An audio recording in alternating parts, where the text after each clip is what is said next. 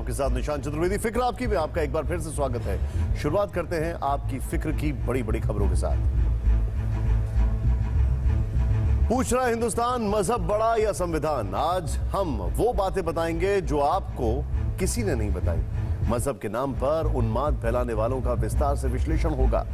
नंद भवन का तमाशा, कट्टरपंथियों को तमाचा। एक मंदिर में नमाज पढ़ने को लेकर जो वीडियो वायरल हुआ है वो हिंदुस्तान के भाईचारे का उदाहरण पेश करता है, जिसे पूरी दुनिया को सीख लेनी चाहिए। और फिर बात करेंगे, पछताएंगे इमरान, पीओके वापस लेगा इंडिया।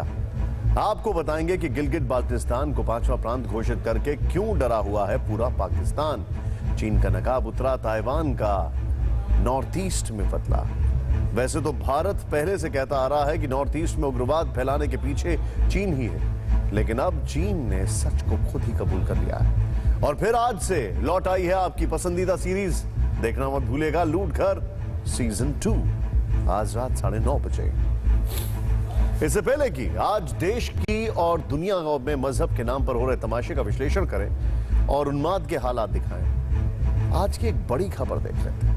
आज देश के सबसे बड़े प्रदेश उत्तर प्रदेश से राज्यसभा की 10 सीटों पर हुए चुनाव में विजयी प्रत्याशियों की घोषणा कर दी गई है। ये सभी प्रत्याशी निर्विरोध चुने गए।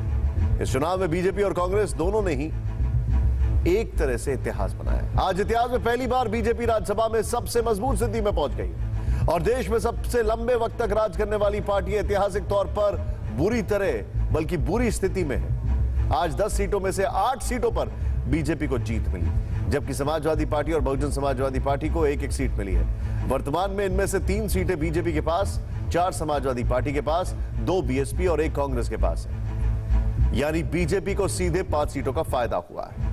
25 नवंबर को राज्यसभा के 10 सांसदों का कार्यकाल पूरा हो रहा है। बताया जा रहा है कि इनमें से 9 सीटों पर बीजेपी जीतने की स्थिति में थी, लेकिन बीजेपी ने 1 सीट खाली छोड़ दी।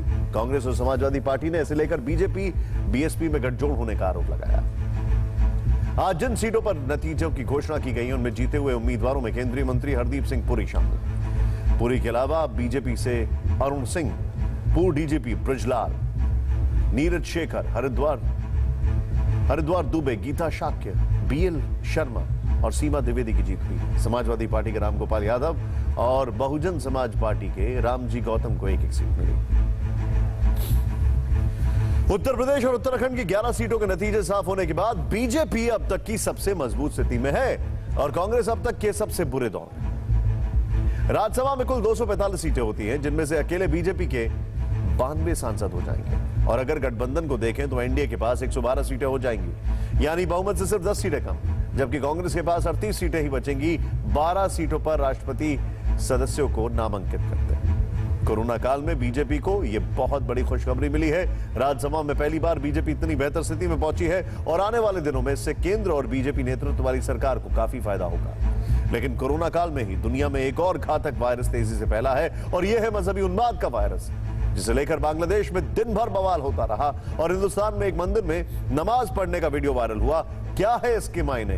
हमारे खास सेगमेंट राष्ट्रवादी रिपोर्टर में पूरा विश्लेषण देखिए राहुल सिन्हा के साथ।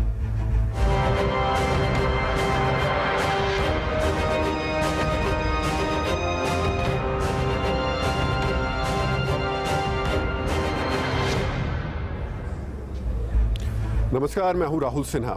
क्या कोई धर्म देश से बड़ा हो सकता है? क्या कोई मजहब संविधान से ऊपर हो सकता है? आखिर आजादी के 73 साल बाद भी धर्म के नाम पर खून बहाने की बात क्यों होती है? पिछले 10 दिनों से कट्टरता और इस्लामोफोबिया के नाम पर जो नफरत फैलाई जा रही है, आज हम उसका बारीक विश्लेषण कर रहे हैं। आज शुरुआत हम 2 तस्वीरों से कर रहे हैं। एक तरफ मथुरा के नंद भवन मंदिर में 2 मुस्लिम युवकों ने नमाज पढ़ी, जिसकी वजह से विवाद खड़ा हो गया। दूसरी तस्वीर बांग्लादेश की है, जहां फ्रांस के राष्ट्रपति के समर्थन में फेसबुक पोस्ट लिखने वाले हिंदू परिवारों पर हमला कर दिया गया। ये देश की 2 देशों की 2 तस्वीरें हैं जो पूछ रही हैं कि कोई भी देश संविधान से चलेगा या मजहब से। पहले बात मथुरा की। मंदिर में नमाज पढ़ने की इस घटना पर पूरे देश में बहस छिड़ गई कि क्या इन लोगों ने जानबूझकर मंदिर में नमाज पढ़ी? क्या मंदिर में नमाज पढ़कर फैजल खान और मोहम्मद चांद नाम के 2 मुसलमान देश का माहौल बिगाड़ना चाहते थे? क्या इनका मकसद सांप्रदायिक सौहार्द खराब करना था? हालांकि ये युवक अपने आप को हिंदू मुस्लिम एकता को बढ़ाने वाले संगठन खुदाई खिदमतगार से जुड़ा बताते हैं, खुद को मुस्लिम कवि रस खान की तरह बताते हैं।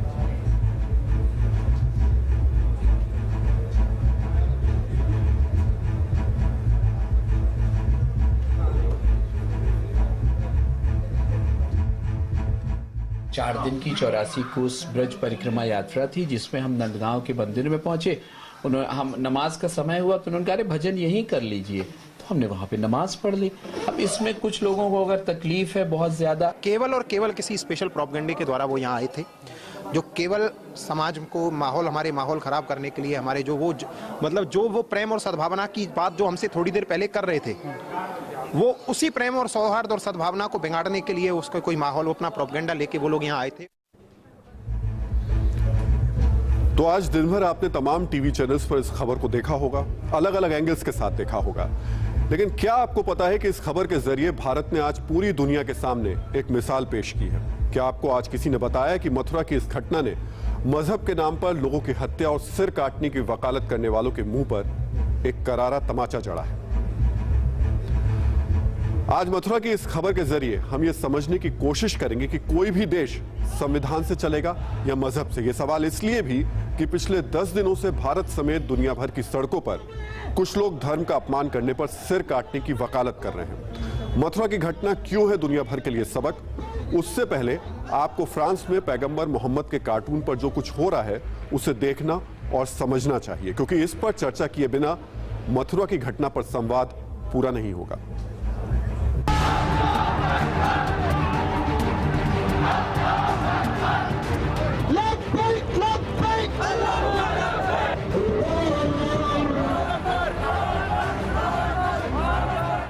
दुनिया के 50 से ज्यादा मुस्लिम मुल्कों में फ्रांस के खिलाफ मुसलमान नाराज हैं और सड़कों पर इस्लाम की रक्षा के नारे लग रहे हैं।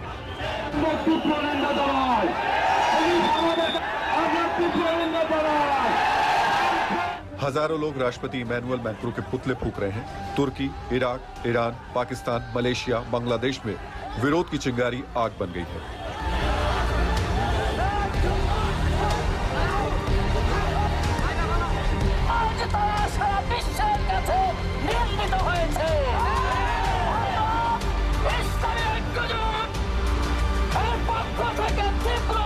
बांग्लादेश में तो भड़के गुस्से का निशाना अल्पसंख्यक हिंदुओं को भी बनाया गया।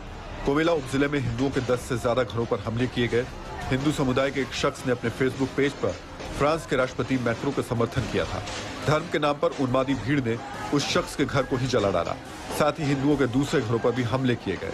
चंद घंटों में ही बांग्लादेश के अल्पसंख्यक हिंदू समुदाय में आतंक फैल गया।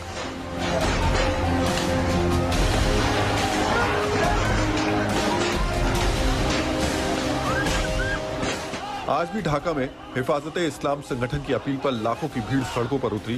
फ्रांस से उठे इस विवाद को बांग्लादेश के कट्टरपंथी इस्लामी संगठनों ने अपने लिए एक मौके के तौर पर ले लिया है। लेकिन एक नजर दुनिया के नक्शे पर डालें तो फ्रांस से शुरू होकर तुर्की,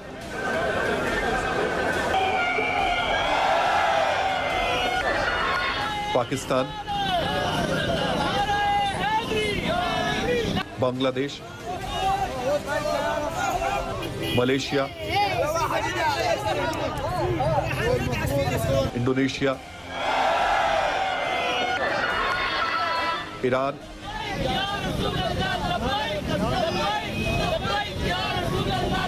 इराक,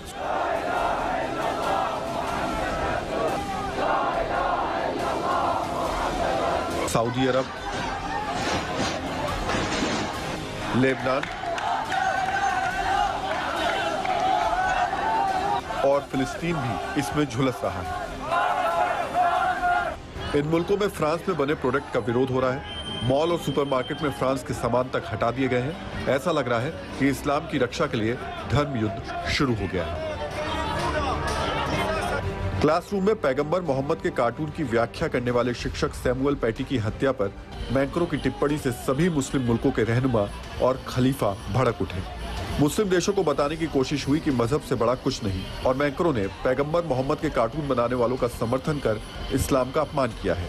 लेकिन सच आप मैक्रों की जुबान से ही समझिए। वो कह रहे हैं कि मैं कार्टून का समर्थन कर रहा हूं। मैंने ऐसा नहीं कहा, लेकिन मैं ये नहीं समझ पाता कि क्या इस्लाम किसी भी तरह की हिंसा का समर्थन करता है। मैं समझ सकता हूँ कि कार्टून से लोगों की भावनाओं को चोट लगी होगी, लेकिन मैं ये नहीं मान सकता कि इस कार्टून की वजह से कोई हिंसा जायज है। तस्वीर साफ है कि पूरी दुनिया में जो मुद्दा ट्रिगर पॉइंट बना हुआ है वो दरअसल फ्रीडम ऑफ एक्सप्रेशन से जुड़ा है, कट्टरपंथ के विरोध से जुड़ा है, ना कि ईसाईयत या दक्षिणपंथ से। जरा सोचिए, जिस देश का कोई धर्म नहीं उसे धर्म के नाम पर आज जलाया जा रहा है।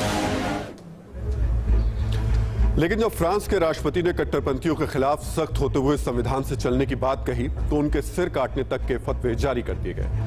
आज आपको धर्म को लेकर फ्रांस का मूल चरित्र भी पता होना चाहिए। फ्रांस में करीब 32% लोग किसी भी धर्म को नहीं मानते।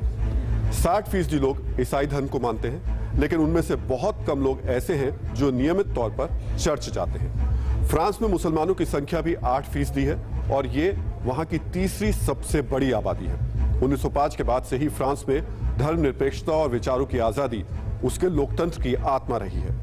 मार्च 2004 से ही फ्रांस के किसी भी स्कूल में सार्वजनिक तौर से धार्मिक सिंबल का प्रदर्शन अवैध है और वहां के नागरिक भी धर्म को निजी मामला मानते हैं। लेकिन आज कट्टरपंथियों का विरोध करने पर फ्रांस के राष्ट्रपति को राइट विंगर बताकर दुनिया भर में उनका विरोध शुरू हो गया।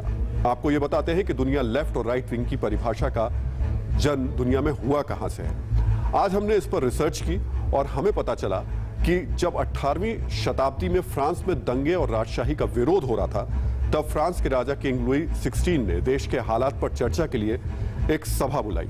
इस सभा में हर वर्ग के व्यक्ति को बुलाया गया। सभा में जिसने भी राजा का विरोध किया और जो राजशाही में बदलाव चाहते थे उन्हें राजा के लेफ्ट में बैठाया गया और जो राजा के समर्थन में थे उन्हें राइट में बैठने को कहा गया। इस सभा के बाद जो लेफ्ट और राइट की परिभाषा तय की गई, उसके मुताबिक जो व्यवस्था को पूरी तरह से बदलना चाहता है वो लेफ्ट विचारधारा से जुड़ा होगा और जो व्यवस्था के साथ रहकर उसे और बेहतर बनाना चाहता है उसे राइट विंग से जुड़ा माना जाएगा। हालांकि आज के वक्त में लेफ्ट और राइट विचारधारा में बहुत बदलाव आ चुके हैं। यहां बड़ा सवाल और बड़ी बहस इस बात पर है कि क्या पैगंबर मोहम्मद का कार्टून बनाना जरूरी था? अगर कार्टून नहीं बनता तो क्या अभिव्यक्ति की आजादी मर जाती? ये जानते हुए भी कि इससे कई लोगों की भावना भड़केगी, क्योंकि पहले भी इस पर बहुत खून बह चुका है, फिर भी पैगंबर का कार्टून क्यों बनाया गया? फ्रांस की जिस पत्रिका शार्ली एब्दो के कार्टून पर दुनिया भर में कोहराम मचा है, इसी पत्रिका ने पहले भी जनवरी 2015 में पैगंबर मोहम्मद का कार्टून छापा था, जिसके बाद उसके दफ्तर पर आतंकी हमला हुआ, जिसमें इसके संपादक और कार्टूनिस्ट समेत 12 लोगों की हत्या कर दी गई थी। लेकिन यहां सवाल यह उठता है कि अगर किसी ने पैगंबर का कार्टून बना भी दिया तो सरेआम उसका गला काटने को सही कैसे ठहराया जा सकता है? इस मसले पर हुई हिंसा को सही ठहराने को भी जायज कैसे कहा जा सकता है? ये सवाल इसलिए उठ रहे हैं क्योंकि आज हम आपको एक बड़ा सवाल पूछ रहे हैं कि देश संविधान से चलेगा या मजहब से।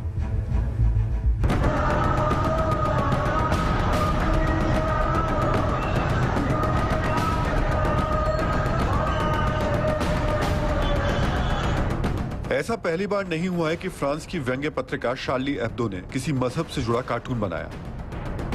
अभी हमने आपको बताया कि 14 जनवरी 2015 के अपने एडिशन में शार्ली एब्दो ने पैगंबर मोहम्मद का कार्टून छापा, जिसके बाद उस मैगजीन के दफ्तर में आतंकी हमला हुआ। न्यूज रूम में घुसकर 2 नकाबपोश बंदूकधारियों ने गोलीबारी की, जिसमें संपादक समेत 12 लोगों की मौत हो गई और 11 लोग घायल हुए थे। तब हाजी याकूब कुरैशी, जो उत्तर प्रदेश के पूर्व मंत्री थे, उन्होंने कहा था कि पैगंबर मोहम्मद साहब का अपमान करने वाले मौत के ही काबिल होते हैं। शार्ली एब्दो मैगजीन ने इससे पहले साल 2007, 2010 और 2013 में ईसाई धर्म के सर्वोच्च धर्मगुरु पोप का मजाक उड़ाया। 2013 के मार्च एडिशन में ईसा मसीह का कार्टून बनाया। इससे पहले साल 2011 में पैगंबर मोहम्मद का कार्टून छापा। मतलब तमाम विरोध झेलने के बावजूद भी पिछले 50 साल से शार्ली एब्दो व्यंग्य चित्र बनाता रहता है। अब हिंदू देवी देवताओं की बात करें तो M.F. हुसैन, जो भारत के पिकासो कहे जाते थे, उन्होंने न जाने कितनी बार हिंदू देवी देवताओं की न्यूड पेंटिंग्स बनाई और उनके खिलाफ प्रदर्शन हुए, मुकदमे हुए। इसके अलावा हिंदी फिल्मों में भी कई बार हिंदू देवी देवताओं का मजाक उड़ाया गया, लेकिन इस सब को लेकर भारत कभी असहिष्णु नहीं हुआ। हाँ, विरोध प्रदर्शन जरूर हुए।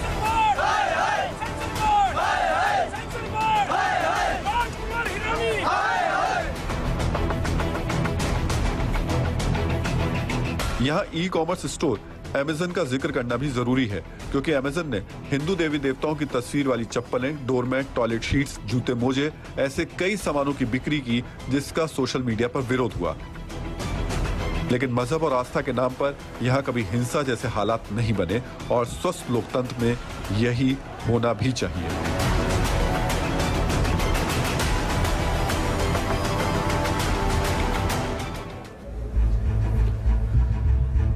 दुनिया भर में अभिव्यक्ति की आजादी के नाम पर पहले भी ऐसा होता रहा है, लेकिन आज मथुरा की घटना ने एक बार फिर साबित कर दिया कि सहनशीलता और संविधान ही भारत की असली पहचान है।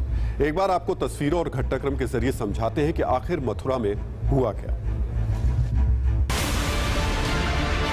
सफेद कुर्ता पैजामा, गले में काले रंग का गमछा और सिर पर हरी टोपी, ये है फैजल खान।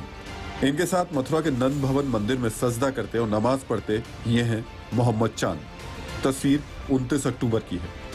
उस रोज करीब 11 बजे फैजल खान, मोहम्मद चांद, नीलेश गुप्ता और आलोक रतन मथुरा के नंद भवन पहुंचे, लेकिन मोहम्मद चांद के सिर पर टोपी देखकर मंदिर प्रशासन ने रोका तो उन्होंने खुद को धार्मिक सद्भाव का वाहक बताया, धर्म और अध्यात्म पर चर्चा की और ब्रज में 84 कोस की परिक्रमा का हवाला दिया, जिसके बाद साधु संतों ने भी इनका स्वागत किया। प्रॉफिट मोहम्मद से पूछा खैरुन्नास, सबसे बढ़िया इंसान कौन है? तो आपने ये नहीं कहा जो टोपी लगाए, जो दाढ़ी के, मैं यनफउन्नास, जिससे इंसानों को अधिक फायदा हो। सुना आपने, फैजल खान ने नंद भवन मंदिर में श्री रामचरितमानस की चौपाइयां भी सुनाई, ठाकुर जी के प्रति अपना प्रेम और अनुराग भी दिखाया। लेकिन 2 दिन बाद जब फैजल खान के नंद भवन में नमाज अदा करते हुए फोटो इंटरनेट मीडिया पर वायरल हुई तो संत समाज में गुस्सा भड़क गया और हर तबका इसे गलत ठहराने लगा। आज नंदगांव में जो हम लोग को ज्ञात हुआ है कि 2 मुसलमानों ने वहां पर नमाज अदा की है, हम इसका घोर विरोध करते हैं। सारे कृष्ण भक्त, पूरे भारत के जितने भी हिंदू हैं, किसी की भी धार्मिक मान्यताओं को लेकर अगर कोई आदमी अपशब्द कहता है तो उसको कड़ी से कड़ी सजा दी जाए। इस तस्वीर के सामने आने के बाद मंदिर के सेवायत ने नंदगांव चौकी में जाकर फैजल खान और उनके 3 साथियों के खिलाफ तहरीर दी और इनके खिलाफ आईपीसी की धारा 153A यानी धार्मिक भावना भड़काने, धारा 295 यानी मंदिर को अपवित्र करने का आशय और धारा 505 यानी सार्वजनिक शांति के विरुद्ध अपराध के तहत नामजद मुकदमा दर्ज किया गया है। इस मामले में फैजल खान को पुलिस ने गिरफ्तार भी कर लिया है।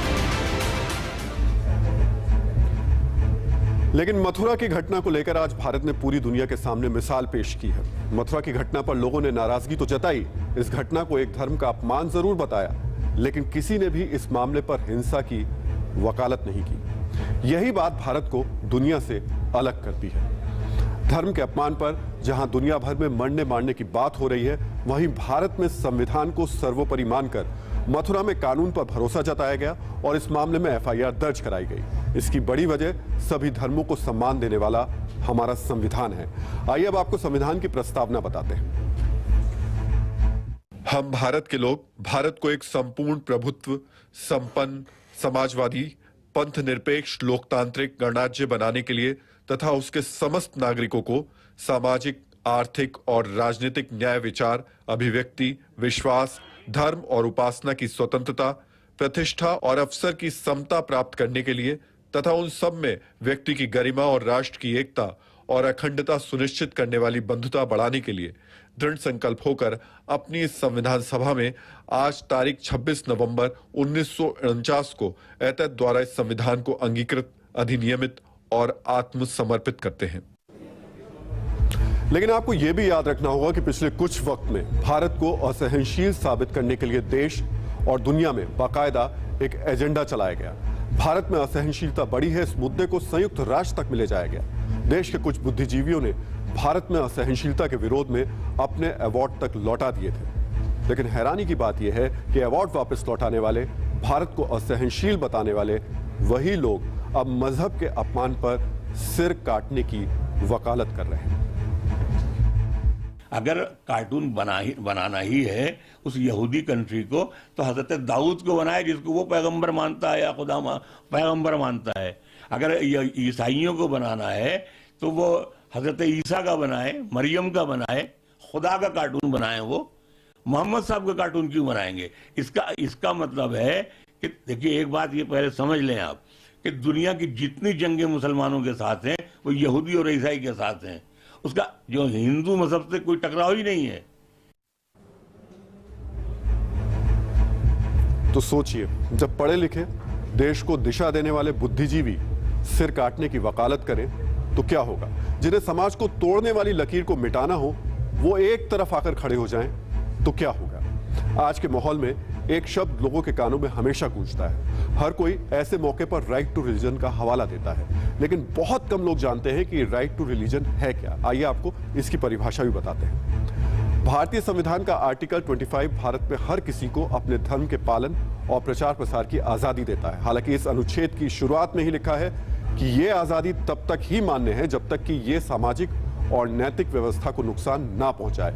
इसका एक पहलू यह भी है कि आप अपने धर्म का पालन और प्रचार प्रसार करते वक्त किसी और की धार्मिक भावनाओं को ठेस ना पहुंचाए। मथुरा में जिस व्यक्ति फैजल खान के नंद भवन परिसर में नमाज पढ़ने पर विवाद खड़ा हुआ, उसे मथुरा पुलिस ने दिल्ली के जामिया नगर से गिरफ्तार कर लिया। पुलिस अब मंदिर में नमाज अदा करने के दूसरे आरोपी चांद मोहम्मद और इनके 2 साथियों आलोक और नीलेश की गिरफ्तारी के लिए प्रयास कर रही है। लेकिन यहां अच्छी बात यह रही कि इस मामले ने ज्यादा तूल नहीं पकड़ा। मथुरा की घटना बताती है कि धर्म के अपमान की सजा कानून के जरिए दी जा सकती है। वैसे भी धर्म का मूल सिद्धांत आपको जीवन का सही अर्थ और इंसानियत सिखाता है। हिंदू सनातन सिद्धांत में भी कहा जाता है कि चरति इति धर्म, मतलब कि जिसे धारण किया जाता है वही धर्म है। सत्य और न्याय को धारण करना ही धर्म है। इसमें हिंसा के लिए कोई जगह नहीं है। लेकिन धर्म भी बेहद निजी और व्यक्तिगत विषय है जिसके हिसाब से चलने के लिए आप स्वतंत्र हैं।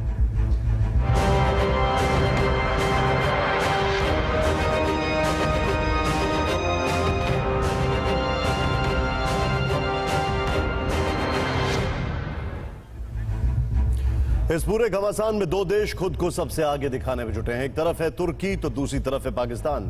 पाकिस्तान इस पूरे विवाद से हिंदुस्तान में भी उथल पुथल मचाने में जुटा है। लेकिन अब बात पाकिस्तान की ओर से हिंदुस्तान को उकसाने की। इमरान खान के गिल्टेड बाल्टिस्तान को लेकर जो नापाक गेम खेला है उस पर भारत ने पाकिस्तान को बाज आने के लिए कहा है और 2 टूक शब्दों में कह दिया है कि पाकिस्तान पीओके और गिलगिट बाल्टिस्तान में कब्जाई हिंदुस्तानी जमीन को खाली करते हैं।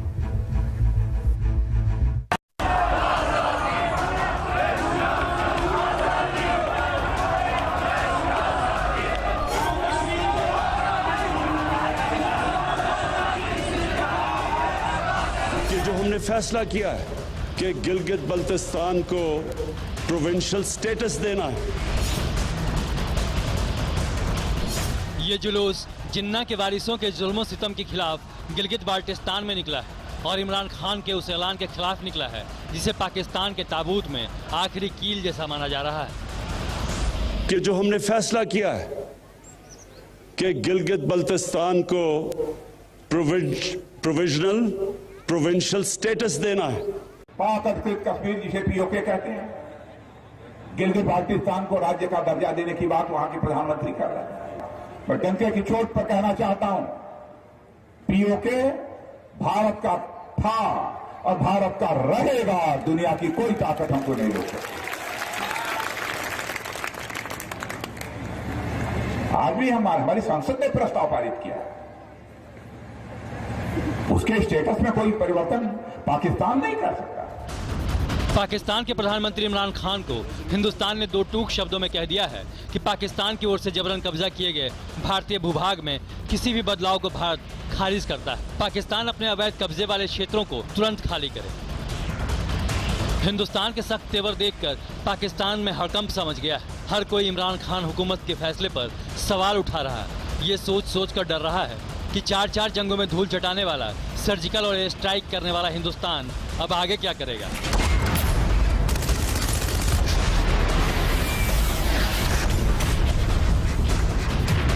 वज़ीर-ए-आज़म इमरान खान साहब ने आज गिलगित बल्टिस्तान को सूबाई हैसियत देने का ऐलान किया है। इसके दूरस्थ नताइज क्या होंगे, उस हवाले से आगाह कीजिए। पाकिस्तान ने अगर कश्मीर गिलगित बल्टिस्तान को ज़म कर लिया, ये हमारी जो वज़ारत ख़ारिजा उनका काम है, सोचे देखें।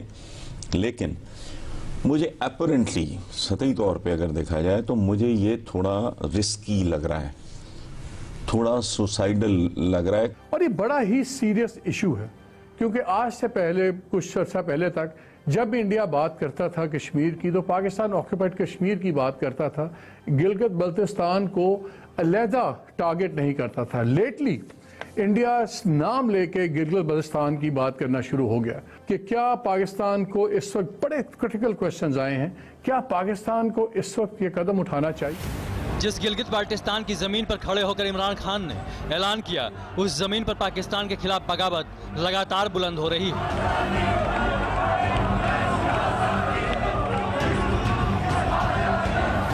हमारे लोगों को टारगेट करके दबाया जाता है। हमें उठना होगा, नहीं तो एक एक करके हमें इसी तरह सिसक के ये मार देंगे। आपको कमर किसका खड़ा होना होगा। बगावत की उस तपेश को पाकिस्तान के इशारों पर पीओके और गिलगित बाल्टिस्तान के कठपुतली हुक्मरान भी महसूस कर रहे हैं। इसलिए उनके लबों से भी इमरान खान और जनरल कमर जावेद बाजवा के खिलाफ लफ्ज निकलने शुरू हो गए। जो प्राइम मिनिस्टर आज़ाद कश्मीर हैं राजा फारूक हैदर, उन्होंने भी मुखालफत की है। वज़ीर आज़म आज़ाद कश्मीर राजा फारूक हैदर की गिलगित बल्तिस्तान को सूबा बनाने के ऐलान पर तनकीद। कहा, गिलगित बल्तिस्तान को सूबा बनाना सियासी नहीं सिक्योरिटी इशू है। अफसोस, गिलगित बल्तिस्तान को सूबा बनाने के लिए इलेक्शन का मौका इस्तेमाल किया गया। अब सवाल ये है कि आखिर गिलगित बाल्टिस्तान को प्रांत बनाए जाने का मकसद क्या है। भारत के विरोध के बावजूद पाकिस्तान के फैसले के पीछे की असल वजह क्या है। इन सवालों का जवाब जानने के लिए पहले आप गिलगित बाल्टिस्तान की लोकेशन की अहमियत समझ लीजिए। गिलगित बाल्टिस्तान का कुल क्षेत्रफल 72,971 वर्ग किलोमीटर है और इस इलाके की सीमाएं पाकिस्तान के अलावा अफगानिस्तान और चीन से मिलती हैं। वो चीन जिसकी एक बड़ी योजना CPEC यानी चाइना पाकिस्तान इकोनॉमिक कॉरिडोर इस गिलगित बाल्टिस्तान से होकर गुजरता है। इस पर चीन के $60 बिलियन दांव पर लगे हैं। इंडिया बड़ा चीखा है, बड़ी वार्निंग दे रहा है कि जी आप स्टेटस को चेंज ना करें। क्यों इतना क्रिटिकल है? CPEC की सक्सेस में हमारे लिए CPEC हमारी और चीन के लिए बहुत जरूरी है। CPEC की सक्सेस के लिए GB का एक क्रिटिकल रोल है। चीन नहीं चाहता कि जिस प्रोजेक्ट पर लाखों करोड़ों रुपए खर्च किए गए हैं वो ऐसे इलाके से गुजरे जिस पर किसी तरह का विवाद हो और पाकिस्तानियों की खाली झोली और मुफलिसी में दम तोड़ती उम्मीदों का भी आखिरी सहारा जिनपिंग की दहलीज हो। लिहाजा गिलगित बाल्टिस्तान को पाकिस्तान का 5वां सूबा बनाने के ऐलान के पीछे ड्रैगन फैक्टर भी बहुत अहम है, क्योंकि गिलगित बाल्टिस्तान को पाकिस्तान के प्रांत बनाने से इस इलाके में चीन के CPEC के तहत निर्माण का रास्ता खुल जाएगा और इससे चीन को LOC पर हमारी सरहद के और भी करीब आने का मौका मिल जाएगा। चीन को खुश करने के लिए गिलगित बाल्टिस्तान को भले ही 5वां प्रांत बनाने का ऐलान कर दिया गया है, लेकिन जिस तरह LAC पर चीन की फौज को हिंदुस्तान ने नाको चने चब्बा रखे हैं, वो देखकर हिंदुस्तान के हमले की सोचकर पाकिस्तानियों का हलक सूखा जा रहा है।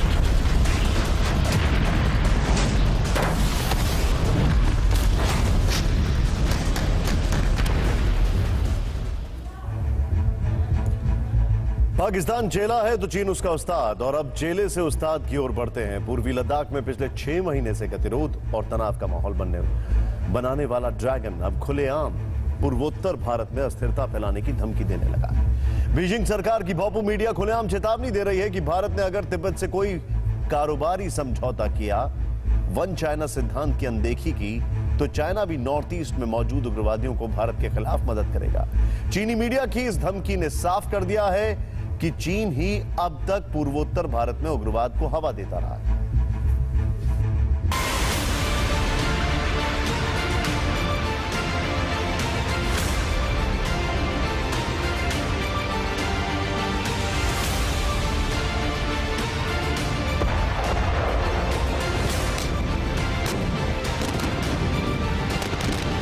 कल तक जिसकी सिर्फ दबे जुबान चर्चा होती थी, आज वो बात आम हो गई। कल तक चीन पर जिस बात के आरोप लगते थे, अब खुद चीनी मीडिया ने उसकी पुष्टि कर दी। चीन की साम्यवादी सरकार न सिर्फ अपने पड़ोसी देशों पर धौंस जमाती है, तोप और मिसाइलों की ताकत दिखाती है, सरहद पर जंग का माहौल बनाती है।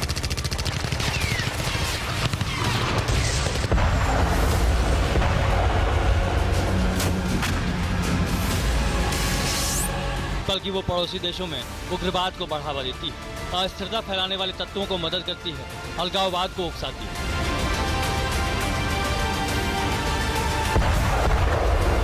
अब तक कश्मीर से लेकर भारत के पूर्वोत्तर राज्यों में होने वाली आतंकवादी वारदातों में चीन का हाथ होने की आशंका जताई जा रही थी। कश्मीर में पाकिस्तान की साजिशों के पीछे ड्रैगन का हाथ होने की अटकलें जाती थी। अब जिनपिंग सरकार के मुखपत्र ग्लोबल टाइम्स ने सरेआम पूर्वोत्तर भारत में सक्रिय उग्रवादी संगठनों की मदद पहुंचाने की धमकी देकर पुरानी अटकलों और आशंकाओं को सच साबित कर दिया है।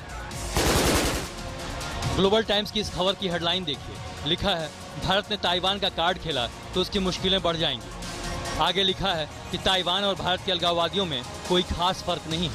अगर भारत ताइवान कार्ड का इस्तेमाल करता है तो उसे याद रखना चाहिए कि बदले में चीन भी भारतीय अलगाववादियों का कार्ड चल सकता है।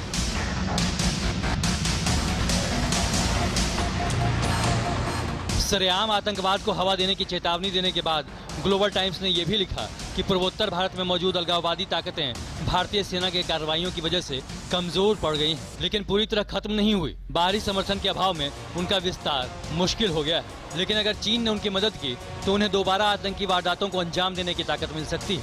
धमकी इशारों में नहीं, साफ शब्दों में की गई। चीनी मीडिया ने साफ साफ इसकी पुष्टि की है कि नॉर्थ ईस्ट के उग्रवादी संगठन उसके संपर्क में, वो चीन से मदद मांग रहे हैं। अगर भारत ने ताइवानी अलगाववादी ताकतों की मदद की, एक चीन के सिद्धांत को नजरअंदाज किया, तो उसे अंजाम भुगतने के लिए तैयार रहना होगा।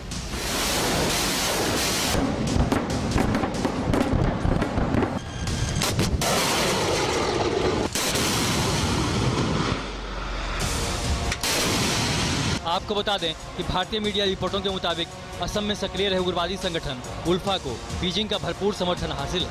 उल्फा लीडर परेश बरुआ को चीनी सरकार ने म्यांमार सीमा से सटे यूनान प्रांत में शरण दे रखी।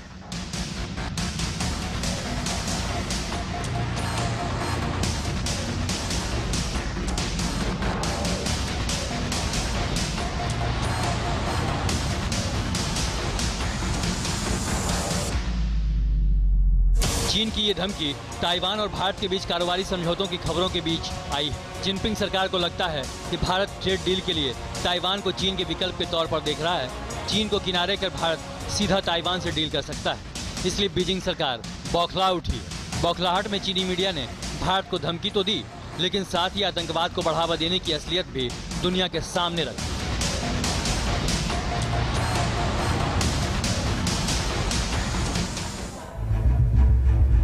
और वक्त हो चला है हमारी खास सीरीज का, लूट घर का सीजन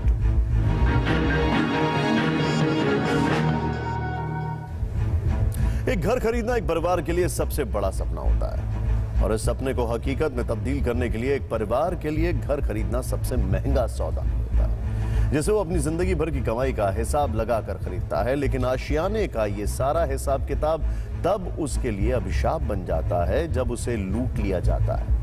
सीधे तौर पर तो हम होम बायर्स का अगर कहा जाए तो मुजरिम होता है बिल्डर, लेकिन इनडायरेक्टली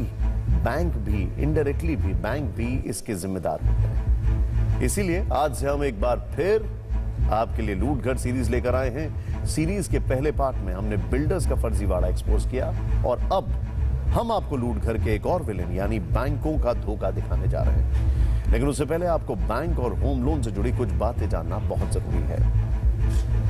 देश में 12 सरकारी बैंक हैं, 22 निजी बैंक हैं, 46 विदेशी बैंक हैं, 56 क्षेत्रीय ग्रामीण बैंक हैं, 1485 शहरी कोऑपरेटिव बैंक है और 96,000 ग्रामीण कोऑपरेटिव बैंक है। आरबीआई के मुताबिक देश में बैंकों की कुल 91,80,000 करोड़ रुपए का कर्ज दे रखा है, जिसमें से होम लोन की हिस्सेदारी सिर्फ 13,40,000 करोड़ रुपए है, जो बैंकों द्वारा दिए गए कुल कर्ज का करीब 14.6% बैठता है। क्रेडिट इंफॉर्मेशन कंपनी सिबिल के मुताबिक देश भर में करीब 1 crore 40 lakh home loan accounts हैं, मतलब 1 करोड़ 40 लाख परिवार, यानी करीब 7 से 8 करोड़ लोग होम लोन के जंजाल में फंसे हुए हैं। और इनमें से बहुत सारे लोग ऐसे हैं जिन्हें वो घर नसीब नहीं हुआ है, जो उन्होंने अपनी जिंदगी भर की कमाई लगाकर और उसके बाद बैंकों से कर्ज लेकर बहुत अरमानों के साथ खरीदा था, लेकिन वो अरमान जल्द पूरे होने के आसार नजर नहीं आ रहे हैं। 2019 तक के एक आंकड़े के मुताबिक दिल्ली, मुंबई समेत देश के टॉप 7 शहरों में 220 प्रोजेक्ट्स में करीब 1,74,000 घर फंसे हुए हैं। इसमें सबसे ज्यादा दिल्ली और आसपास के इलाकों में है, जहां 67 प्रोजेक्ट में 1,18,000 फ्लैट अटके हुए हैं। मुंबई में करीब 79 प्रोजेक्ट ऐसे हैं, 89 प्रोजेक्ट ऐसे हैं जिनमें 38,000 से ज्यादा फ्लैट्स फंसे हुए हैं। और तीसरे नंबर पर है पुणे, जहां 28 प्रोजेक्ट्स में 9,500 से ज्यादा फ्लैट्स ऐसे हैं जिनके लिए लोग बैंकों से कर्ज लेकर पैसे तो दे चुके हैं, लेकिन फ्लैट रेडी नहीं हुआ है। फ्लैट तैयार नहीं है, लेकिन उन्हें खरीदने वालों को लगातार EMI भरनी पड़ रही है। बैंक ना तो जरा सी मोहलत दे रहे हैं और ना ही मुरब्बत दिखा रहे हैं, ये जानते हुए भी कि सबसे सिक्योर लोन होम लोन नहीं होता है, जिसके डूबने का खतरा सबसे कम होता है। और ये बात आंकड़ों से भी साबित हो जाती है। बैंकों के NPA में होम लोन का हिस्सा सिर्फ 2% है, जबकि 85% NPA छोटी और बड़ी इंडस्ट्रीज को दिए गए लोन की बदौलत है। इसे एक और तरह से भी समझ सकते हैं, और वो ये है कि बैंकों के प्रॉफिट का करीब 15% होम लोन से आता है, लेकिन अगर उन्हें नुकसान होता है तो वो सिर्फ 2% होता है। तो चलिए आज हम आपको दिखाते हैं बिल्डर्स की वो लूट जो हमने अब तक आपको दिखाई, और बायर्स की जिंदगी में विलन बने बैंक की बेरहमी कैसी।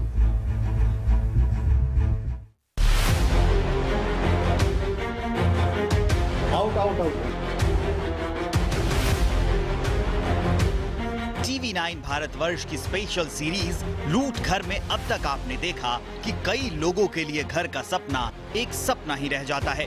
कैसे हमारे आपके जैसे लाखों लोग बिल्डरों की जालसाजी के शिकार हो जाते हैं। लूट घर की फर्स्ट सीरीज में हमने आपको दिल्ली, नोएडा, गाजियाबाद, लखनऊ, उत्तराखंड समेत देश के कई शहरों की ग्राउंड रिपोर्ट दिखाई। ये भी दिखाया कि इन जगहों पर अधूरी अट्टालिकाएं खड़ी हैं। लाखों होम बायर्स से बिल्डर्स जिंदगी भर की कमाई चूस चुके हैं, लेकिन घर का अता पता नहीं है।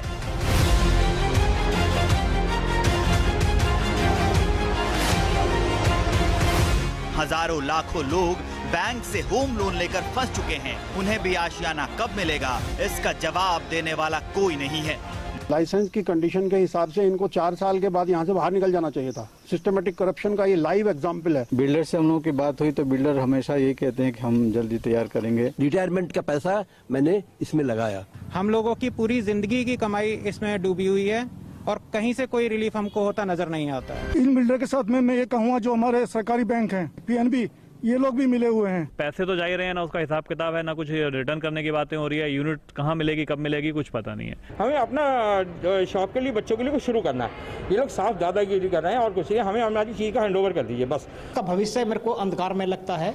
मुझे लगता है कि मेरा जो डिसीजन था, जो मैंने 8 साल पहले लिया था, वो एकदम गलत था। हर बार जब भी इनसे मुलाकात हुई या फोन पे बात हुई, लगभग हर बार कहते हैं 3-4 महीने में आपका काम पूरा होने वाला। एक बार, ज्यादा दिनों के लिए नहीं, सिर्फ 1 साल के लिए वो हमारी जगह आके रह के दे। लूट घर की पहली सीरीज हमने करीब 1 महीने तक चलाई, जिस पर हजारों लोगों की प्रतिक्रियाएं आई। उस दौरान हमने आपको दिखाया था कि कैसे एक घर लोगों के लिए मृग मरीचिका बन जाता है, कैसे 40 से 50 लाख का घर लेकर एक इंसान पूरी तरह लुट चुका होता है। पहले हमने आपको ये भी दिखाया था कि एक बिल्डर एक घर लेकिन 2-2 दावेदार, यानी एक ही घर को बिल्डर कई लोगों से बेच देता है और फरार हो जाता है। मतलब एक घर के लिए आप सारी जमा पूंजी, भविष्य की कमाई, भविष्य का आशियाना सब कुछ दांव पर लगा देते हैं। लेकिन बिल्डर एक सपना दिखाकर सब कुछ चट कर जाता है और डकार तक नहीं लेता है। ताज्जुब की बात यह है कि सबसे विशाल गणतांत्रिक देश में इसे देखने वाला कोई नहीं है। लूट घर की पहली सीरीज में हमने आपको बिल्डर की तमाम धोखाधड़ी दिखाई, और अब हम आपको लूट घर के एक और विलन यानी बैंकों का धोखा दिखाने जा रहे हैं। आपको बताएंगे कि ये घर खरीदने में त्रिपक्षीय करार, मतलब बिल्डर, बायर और बैंक के बीच एग्रीमेंट होता है, लेकिन पिस्ता सिर्फ बायर ही है। आखिर क्यों? जो घर होम बायर्स को भविष्य में मिलता नहीं दिखता, उसके लिए भी सालों तक किश्तें भरनी होती हैं। लूट घर की सीरीज में हम आपको दिखाएंगे कि बिल्डर, बायर और बैंकों के बीच क्या समझौता होता है, इसमें कहां झोलझाल होता है। लूट घर सीरीज 2 में आपको ये भी बताएंगे कि बैंक लोन कैसे दिया जाता है, होम लोन लेने वालों के लिए बैंकों की जिम्मेदारियां क्या होती हैं? क्या बैंक होम लोन देकर होम बायर्स के प्रति अपनी जिम्मेदारियां निभाता है या नहीं? आखिर क्यों हम एक बैंक को अपने लुट रहे घर के सपनों में बरी कर देते हैं? लूट घर के इस सीरीज में हम ये भी दिखाएंगे कि 30 से 40 लाख का होम लोन देकर बैंक एक बायर्स से कितना कमाता है। ये भी बताएंगे कि आखिर बैंक जिस तरह होम लोन देने से पहले बायर्स की हैसियत देखता है, उसी तरह बिल्डर की भी हैसियत क्यों नहीं देखता? पैसा देकर मूलधन के बराबर ब्याज लेने वाले बैंक अपने ग्राहकों को बिल्डर की जालसाजी से बचाने के लिए क्यों नहीं कुछ करते? आखिर क्यों घर के जिस सपने पर देश की शीर्ष अदालत सालों से बायर्स को राहत देने की कोशिश में लगी है, लेकिन बैंक होम बायर्स को 1 रुपए की राहत नहीं देता है?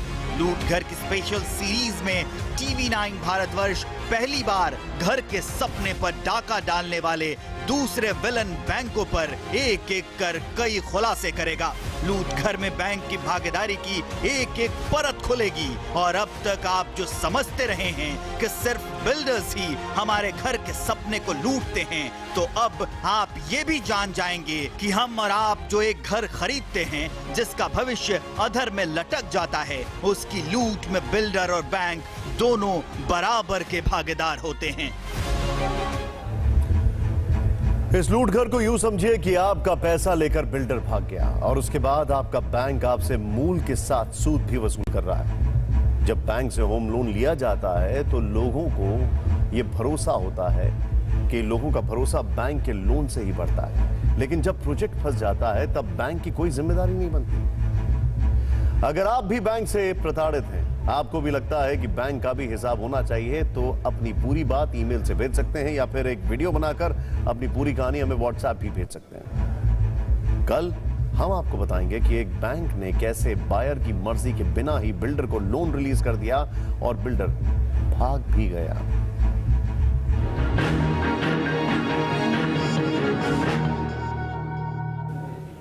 अब आगे बढ़ने से पहले देखते हैं फिक्र हेडलाइंस। बिहार के दरभंगा में रोड शो के दौरान TV9 भारतवर्ष से बोले बीजेपी अध्यक्ष JP नड्डा। एनडीए की सबसे बड़ी ताकत पीएम मोदी, तेजस्वी को बताया जंगल राज का नुमाइंदा। जितन राम मांझी ने रामविलास पासवान की मौत पर उठाए सवाल, बोले मौत को 3 दिन तक क्यों नहीं किया डिक्लेयर, होनी चाहिए न्यायिक जांच। चिराग पासवान बोले मौत पर कर रहे हैं राजनीति। राजस्थान के भरतपुर में आरक्षण की मांग को लेकर जारी है गुर्जर समाज का आंदोलन। गुर्जर नेता किरोड़ी बैसला बोले मांगे पूरी होने तक जारी रहेगा आंदोलन। लखनऊ में शायर मुनव्वर राणा पर FIR, फ्रांस में हमले को ठहराया था सही, केस दर्ज होने पर बोले राणा कुछ गलत नहीं कहा, अपने बयान पर कायम। हरियाणा और यूपी के बाद MP में भी लव जिहाद पर कानून लाने की तैयारी। TV9 भारतवर्ष पर मुख्यमंत्री शिवराज सिंह चौहान बोले ऐसी घटनाएं बर्दाश्त नहीं, कानून में करेंगे प्रावधान। मथुरा के नंद बाबा मंदिर में नमाज पढ़ने वाला आरोपी फैजल दिल्ली से गिरफ्तार। आपसी सौहार्द वाले बयान पर पुजारी का बयान, कहा तो फिर हमें मस्जिद में हवन करने की मिले इजाजत।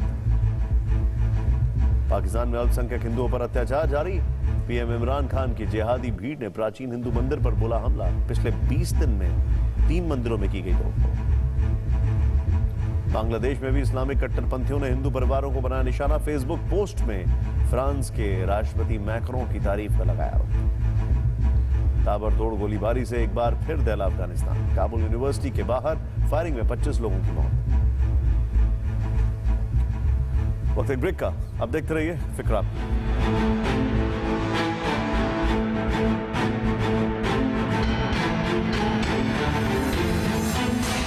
Selling your car on Car Dekho Gaadi is very smooth. Just like Sir's cover drive. Car Dekho Gaadi पे home inspection book करो और कार बेचो ऑफिस, घर या कहीं से भी। पाओ best price, quick payment, free RC transfer and documentation. करो गाड़ी फॉरवर्ड। करो इंडिया फॉरवर्ड। ये तो पर ये तो 2 गुना जिद्दी है। इसमें भी है 2 गुना ज्यादा पावर, जो निकाले जिद्दी दाग मशीन में। बस करो पोर्ट, रब पोर्ट। 2 गुना पावर के साथ Surf Excel Matic liquid, only 99 rupees. और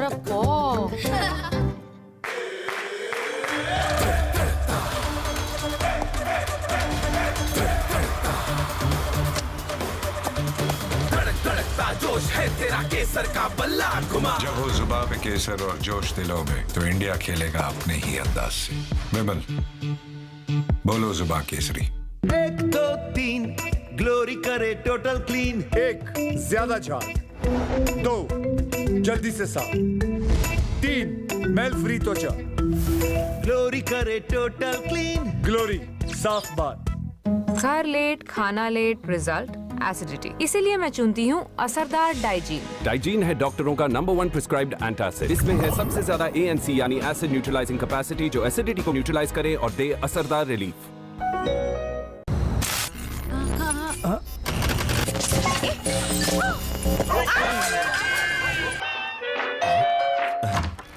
अरे शर्मा जी, आपके घर में लाइट कैसे? जैगुआर प्राइमा है ना? जैगुआर प्राइमा करो फिट, घर को रखो हमेशा लेट। अब हर प्राइमा बल्ब के साथ ट्रिपल निपो बैटरी बिल्कुल फ्री। आज ही खरीदिए अपना जैगुआर प्राइमा। हमारे हर स्पर्श में न जाने कितने सच छुपे होते हैं। ये स्पर्श कहीं दिल के दरवाजे हैं खोल जाते हैं। सिप हैंड्स बाय सिप्ला, जो फिक्र और 99.9% जर्म्स दोनों को खत्म करता है। सिप हैंड्स, हर हाथ के साथ। Step 1, step 2, step 3। ऐसे आई शॉट में power. Simple. Nice. Step 1, step 2, step 3। ऐसे आए घर में solar power. Simple. Presenting luminous solar. Solar को झट से लगाओ, चलो इंडिया बिजली बनाओ। लुमिनस, खुशियों का घर। अंडरवेट रहोगे तो रोगों से कैसे लड़ोगे? क्योंकि दमदार इम्यूनिटी के लिए जरूरी है सही वजन भी, जो देता है एंड्योरामास। रखो पर्सनालिटी और इम्यूनिटी दोनों solid. Endura Mass, gain weight, stay fit, look great. अपनों की केयर करने के लिए आप क्या क्या नहीं बन जाते। कभी उनके दोस्त बन जाते हो, तो कभी उनके बॉस, पहले जूस, और कभी कभी ओके गूगल टू कूल बन जाते हो। Turn on the Whirlpool AC. इसीलिए व्हर्लपूल ने बनाए home appliances with 6 sense technology that makes it easier to care every day. और नई जॉब कैसे चल रही है? हेक्टिक है। आज गाड़ी सर्विसिंग करानी थी, फ्री हूँ तो सोचा मिल लूं। पर फोर्ड का पिकअप ड्रॉप है ना। तभी अम्मा की याद आई। टाइम टू टाइम रिश्तों की भी सर्विसिंग करनी पड़ती है। आप उनको टाइम दीजिए और गाड़ी की फिक्र हम पर छोड़ दीजिए। फोर्ड, कुछ अलग सी फैमिली वाली फीलिंग। इस कार्यक्रम के सह प्रायोजक बैक्सन्स होम्योपैथी की सनी एलोवेरा कैलेंडुला क्रीम, स्वस्थ और खूबसूरत त्वचा के लिए। दिल्ली में पिछले 24 घंटे में 4001 कोरोना केस, 42 लोगों की मौत।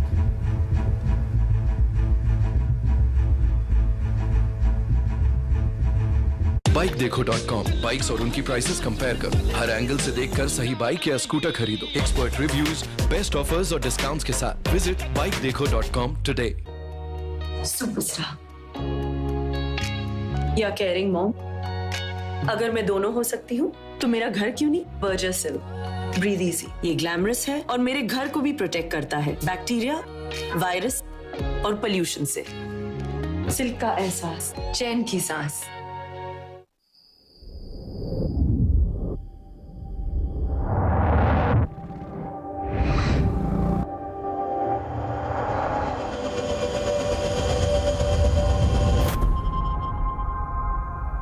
वोल्टास का महा एडजस्टेबल इन्वर्टर एसी, एडजस्ट करे अलग अलग टनेज में। कम लोग तो 1.5 टन, ज्यादा लोग तो 2 टन, क्लोज फैमिली तो 1 ton, savings ton ton. Repair और क्लेम्स के टेढ़े गेम्स में मत फंसिए। ACO.com से इंश्योरेंस लीजिए, फ्री पिकअप और super fast claim settlement enjoy कीजिए। Car insurance direct ACO। जरा मुस्कुरा दे, हे हे हे, ऐसे तुझी एक चम्मच अमूल घी, दिमाग फिट और सेहत भी, ऐसे तुझी एक चम्मच अमूल घी, जस्ट एक चम्मच अमूल घी। माँ, गाजर का हलवा। हॉकिंस कॉन्ट्यूरा प्रेशर कुकर में खाना चलाना है कितना आसान। हलवा है तैयार आधे घंटे में। माँ के हाथ का खाना हॉकिंस में यूं बना। हॉकिंस लुपज़ाइम प्लस, इसका प्रो बॉडी फॉर्मूला आपके डाइजेस्टिव सिस्टम को नेचुरली बैलेंस करने में मदद करता है। लुपज़ाइम प्लस, आपका पाचन रहे in control. Top class performance के लिए चाहिए फिटनेस में नो गैप, टीम बॉन्डिंग में नो गैप और डाइट में भी नो गैप। जैसे मेरे वॉल्स में है नो गैप, यानी अंदर से स्ट्रॉन्ग। ऑर्डिनरी सीमेंट में रह जाते हैं गैप्स जो पानी और क्लोराइड्स को रोक नहीं पाते। ड्यूरागार्ड सीमेंट दे नो गैप गारंटी। आपके घर को दीजिए लंबी। ड्यूरागार्ड सीमेंट। अंडरवेट रहोगे तो रोगों से कैसे लड़ोगे, क्योंकि दमदार इम्यूनिटी के लिए जरूरी है सही वजन भी, जो देता है Endura Mass. Gain weight, stay fit,